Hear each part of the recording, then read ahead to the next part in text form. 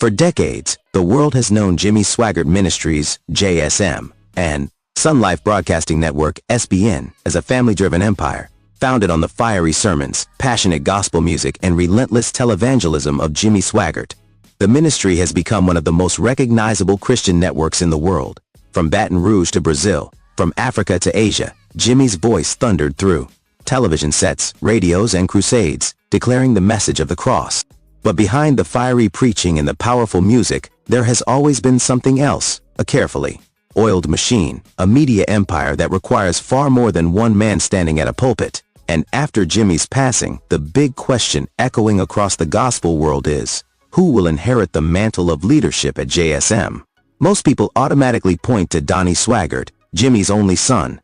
Others believe the mantle is already shifting toward Gabriel Swaggart, Donnie's son, who has become the face of youth ministries, Crossfire, and countless SBN programs. Gabriel, with his charisma and energy, has been on the front lines of preaching.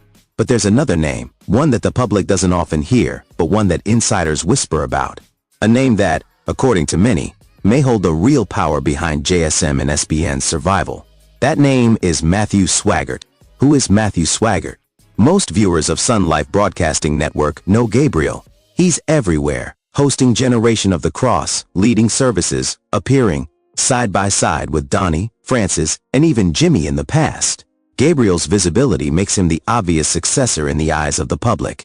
But Matthew, Donnie's other son, is a different story. Low profile, soft-spoken, and often working behind the camera instead of in front of it. Matthew has chosen a different path. While Gabriel shines under the spotlight, Matthew has quietly carved out his influence in the technical and operational side of JSM. His fingerprints are all over the ministry's media empire, from production to editing, from live broadcasts to behind-the-scenes management. Matthew has become the backbone of SBN's infrastructure. And now, whispers are growing louder. Is Matthew the true secret boss of JSM? The silent power. How SBN runs because of Matthew.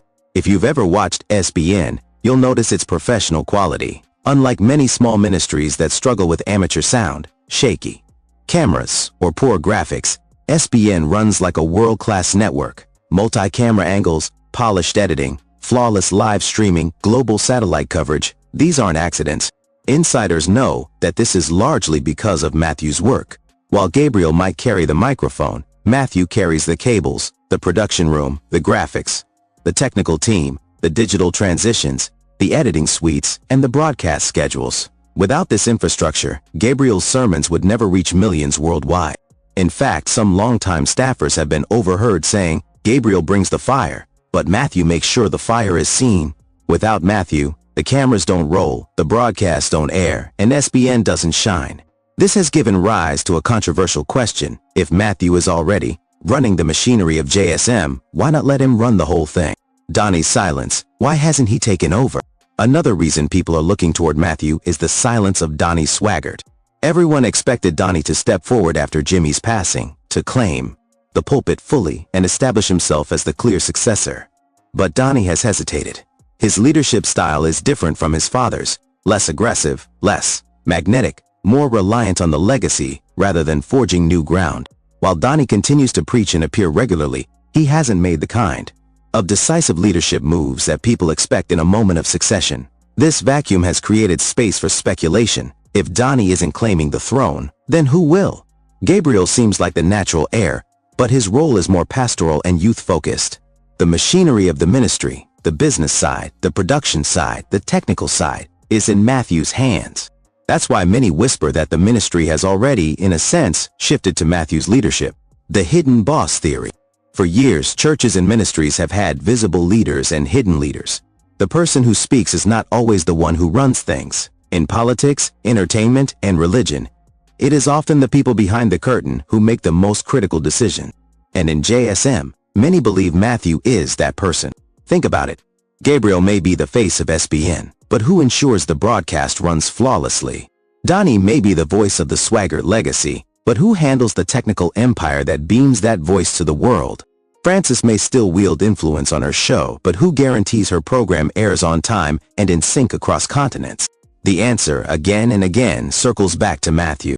He may not stand behind a pulpit every Sunday, but in an era where media is the pulpit, Matthew might already be the most powerful Swaggart alive.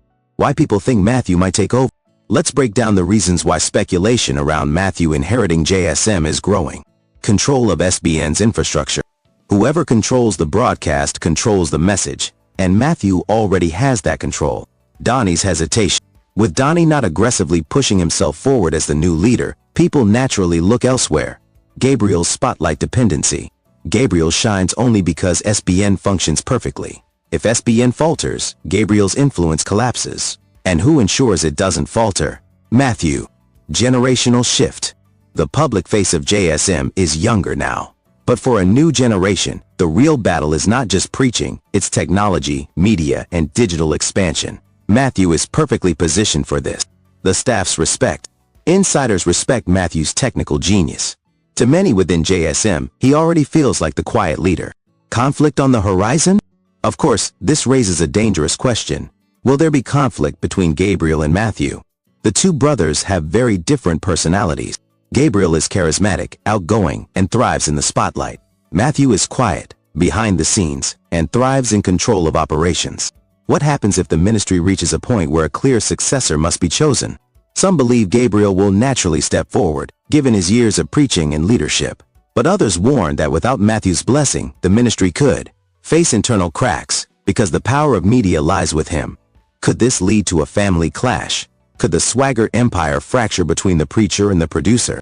This speculation alone fuels countless debates online, and every small decision inside JSM is now being watched with suspicion. Legacy and the future. The world remembers Jimmy Swaggart as the fiery preacher who built an empire, but the world may also remember Matthew Swaggart as the silent architect, who ensured that empire survived in the 21st century. In an age where digital platforms dominate, where television is global, and where churches are judged by their ability to reach the masses online, Matthew's role is more crucial than ever. The future of JSM may not belong to the loudest preacher, but to the quiet technician who made sure the preacher was heard. And that's why so many are beginning to believe Matthew Swaggart is the secret boss of JSM, and he may very well take over. For decades, Frances wasn't just Jimmy's wife, she was the gatekeeper of the empire. Her program Frances and Friends still runs strong, giving her a direct line to millions of viewers. She is sharp, commanding, and fiercely protective of the Swaggart name. People inside JSM know one fact: nothing moves without Frances knowing it. So here's the twist. Frances reportedly has a deep appreciation for Matthew's discipline and technical control. Unlike Gabriel, who carries Jimmy's pulpit fire, Frances recognizes the need for stability, structure, and behind-the-scenes intelligence. Some staff even whisper that Frances has hinted at Matthew being the one who truly holds it all together. If Frances, the matriarch, shifts her blessing toward Matthew, the future of JSM could drastically change. Staff whispers and insider chatter. Over the years, former employees and behind-the-scenes staff have shared cryptic remarks about the internal dynamics at JSM. One former media worker reportedly said, "People think Jimmy ran everything. He ran the pulpit, yes, but the empire was held up by people like Matthew. Without him, the broadcasts don't happen, and without the broadcasts, there is no JSM." Another anonymous insider allegedly remarked, "Gabriel gets the applause, Donnie gets the name, but Matthew gets the power. And in this ministry, power is not on stage, it's in the booth." These whispers have fueled online speculation, giving rise to countless debates on forums, Facebook groups, and YouTube comment sections. The question isn't just who can preach like Jimmy, the question is, who can run a 21st century global media empire? And in that department, all eyes point to Matthew. Could Matthew actually want the spotlight? This is where things get even murkier. Up to now, Matthew has avoided the spotlight. He rarely preaches, seldom appears in front of cameras, and does not crave the public recognition that Gabriel thrives on. But that doesn't necessarily mean he wouldn't accept leadership if it were offered to him, or if it were forced upon him. History is full of reluctant leaders who never wanted the throne but ended up ruling because they were the only ones capable of holding things together. If Donnie steps back, and Gabriel cannot carry both the pulpit and the infrastructure, Matthew might be pushed into a role he never openly sought. Would he accept it? Would he rise to the challenge? Or would he continue to operate quietly, letting others be the face while he remains the true power behind the curtain? This uncertainty is what keeps people speculating. Jimmy Swaggart's legacy at stake. To understand why this matters so much, you have to grasp the weight of Jimmy Swaggart's legacy. Jimmy wasn't just another preacher. He built an empire that survived scandals, controversies, and global scrutiny. Where others fell, Jimmy rebuilt. His television broadcasts once rivaled even Billy Graham in reach. When a man of that stature passes, the vacuum left behind is massive. The world doesn't just ask who will preach. It asks, who will carry the name, the finances, the broadcast, the music, and the vision? And if that torch falls into the wrong hands, decades of work could collapse overnight. That's why the whispers about Matthew are so important. Because if anyone understands how to preserve the machinery of the empire, it's him. Gabriel versus Matthew, the coming storm? Here lies the elephant in the room. Gabriel and Matthew may be brothers, but they represent two very different worlds. Gabriel is the preacher, the firebrand, the public heir to Jimmy's pulpit.